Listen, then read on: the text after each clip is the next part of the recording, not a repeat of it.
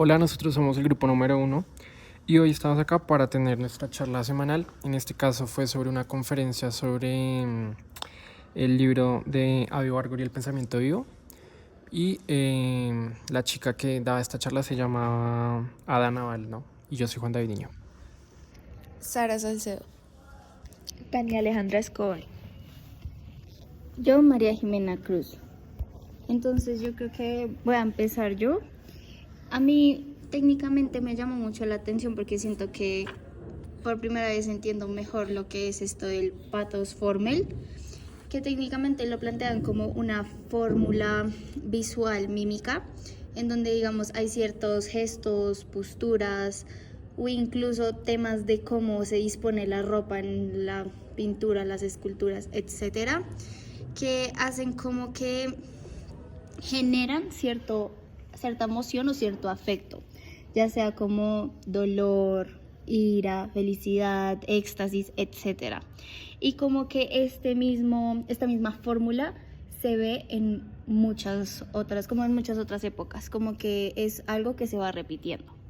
Entonces lo podemos ver en pinturas, digamos, del Renacimiento, en esculturas también se ve en las propias pinturas religiosas y demás.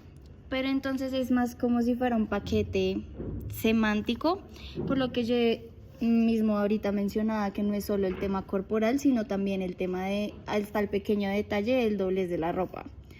Y digamos un claro ejemplo es el de el Laocoonte, que técnicamente como que estos temas de las torsiones del cuerpo, de la serpiente, de los gestos de la propia cara, porque son gestos que a uno le hacen entender que es como, por así decirlo, algo trágico, algo feo, doloroso, por así decirlo, y que esto mismo lo toman en pinturas o en representaciones posteriores donde asocian estas mismas cosas, las serpientes, las torsiones, y las aplican, pero es como originario de, entre comillas, del Laocoonte. Como que todo este grupo se ve como replicado más adelante. Entonces a mí me llamó mucho la atención este tema del fatos formel.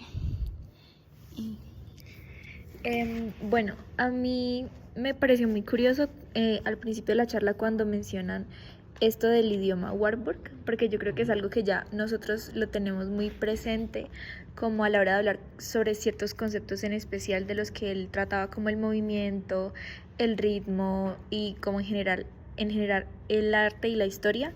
Y me pareció interesante porque creo que pues también nos ha pasado como en lo cotidiano, digamos, vemos por ahí una espiral y yo fui como, Sara, mira, o sea, como que uno ya lo tiene muy presente, pero y siento que es algo muy cierto que también trata como temas que se reiteran a lo largo de las lecturas que hemos visto en todo el curso, como que se construye una gran narrativa sobre lo que pues Warburg hacía con las imágenes y cómo estas imágenes empiezan como a reaparecer en el presente, como a través de varios símbolos, y que uno tiende a ver la historia como algo lineal. En cambio, él lo expresa es como un ciclo que constantemente se está alimentando con el pasado y con unos posibles futuros que se puede dar.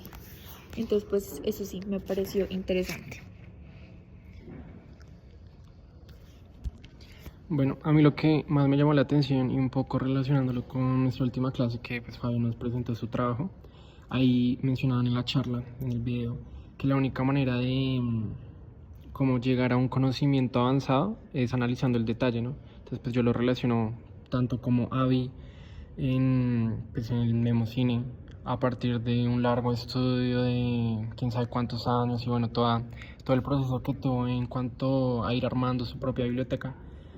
Pues lo llevó a poder llevar a cabo este trabajo que pues estaban como exaltando mucho en esta charla, ¿no? Y que pues lo habíamos comentado antes de clase, como que se nos parecía un poco interesante y que nunca habíamos escuchado hablar de Avi. Y pues bueno, quizás nuestro rubro como que es más válido o se entiende más, pero como en el arte, como que no es muy común que la gente lo conozca, ¿no? Y bueno, no, en el trabajo de grado de Fabio también, pues no sé, como que yo quedé un poco sorprendido de todo el detalle que llevó a cabo en este. Y pues cómo este nivel de detalle pues lo lleva a un conocimiento superior, ¿no? A entender más del análisis.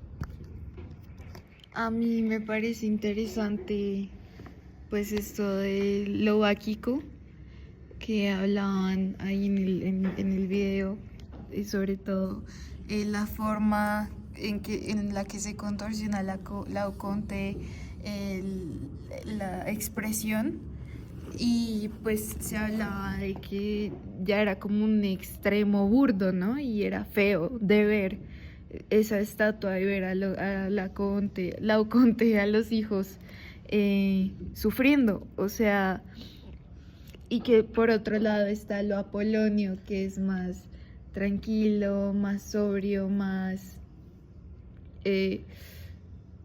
sí, calmado, y es como estos extremos. Entonces, pues ahí lo mencionó Fabio en clase, lo que decía Nietzsche, de que hay que vivir con lo báquico, o sea, lo de Dionisio, y con lo Apolonio, en partes iguales, y saber aprovechar y saber entender las cosas desde ambos lados.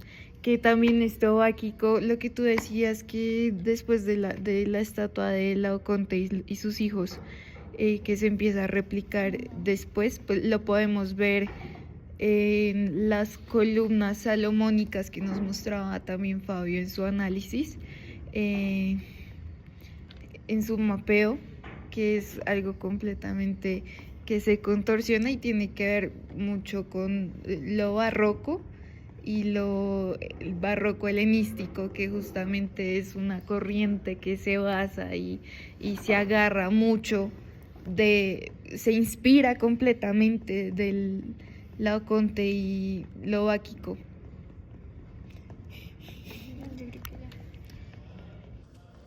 Ay, eso sería todo.